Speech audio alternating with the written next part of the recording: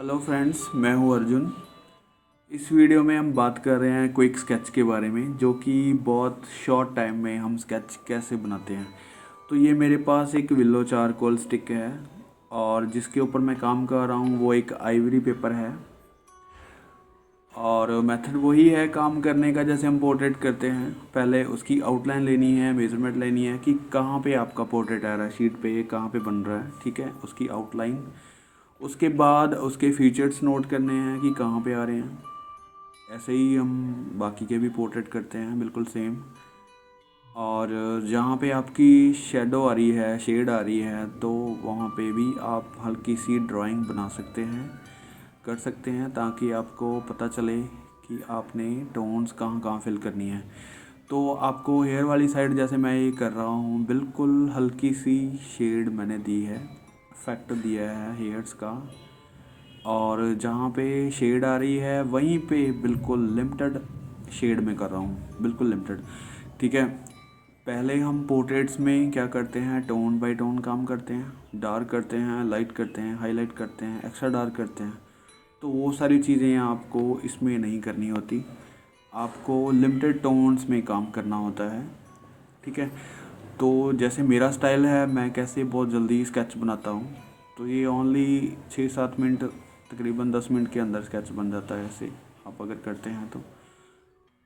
और देखिए, आपको पोर्ट्रेट जो है वो दो टोन में काम कर रहा है, एक तो बिल्कुल हाईलाइट है, एक बिल्कुल डार्क है। जो डार्क है उसको बिल्कुल आपने ब्लैक नहीं कर देना, उसको आपने हल्का सा शेड में रखना है, ताकि उसके ऊपर अगर थोड़ा सा काम करना पड़े तो आप कर सकें। जिस तरह इसके ऊपर अभी मैं आँख के ऊपर काम कर रहा हूँ, आइज़ बना रहा हूँ, तो जो आपकी लाइट की तरफ आइज़ है उसमें आपको डिटेलिंग करनी है, ठीक है। तो उसको आपको हल्का सा शार्प करना है। बाकी सारी चीज़ें जो शेड में है तो आप उसको ब्लर इफेक्ट दे सकते हैं, आपको उसको कंप्लीट करने की ज़रूरत नहीं होती। शेड में रख के उसको हल्की सी ड्राइंग देने की ज़रूरत है, ताकि वहाँ पे लगे कि जो चीज़ बनाई है वो कंप्लीट है।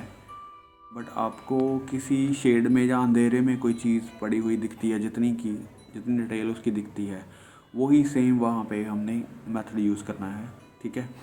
तो वो डेप्थ वाला जो एरिया है वहाँ पे भी कोई एक्स्ट्रा डार्क करने की आपको ज़रूरत नहीं है, बहुत डिटेल से काम करने की आपको ज़रूरत नहीं है।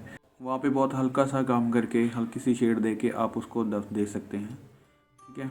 फीचर्स पे भी आप बहुत ज़्यादा डिटेल नहीं करने वाले, आपको सिर्फ डार्क एंड लाइट का जो इफ़ेक्ट है, जो स्टडी है आपकी, वो होनी चाहिए। आपको पता होना चाहिए कि आप कहाँ से कितनी डार्क कर रहे हैं।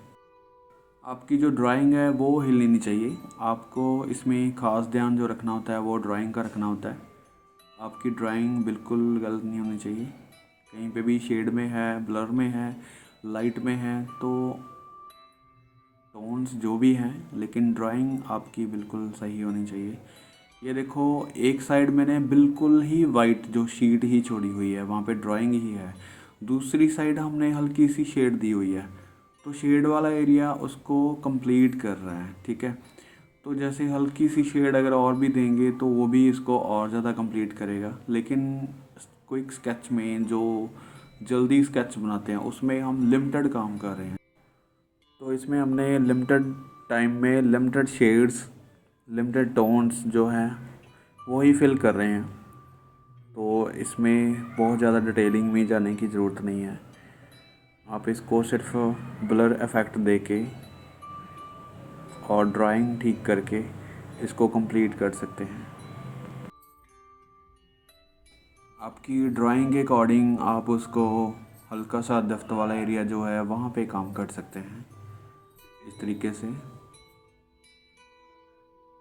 देखो, इसमें जो डार्क वाली आइज़ है वहाँ पे मैंने आइज़ कंप्लीट नहीं बनाई, सिर्फ डार्क शेड दी है, एक टोन फिल की है वहाँ पे। तो उसी से उस आँख का जो इफ़ेक्ट है वो आ रहा है, ठीक है। तो हल्का सा डेप्थ वाला एरिया जो है ऐसे कवर करना है।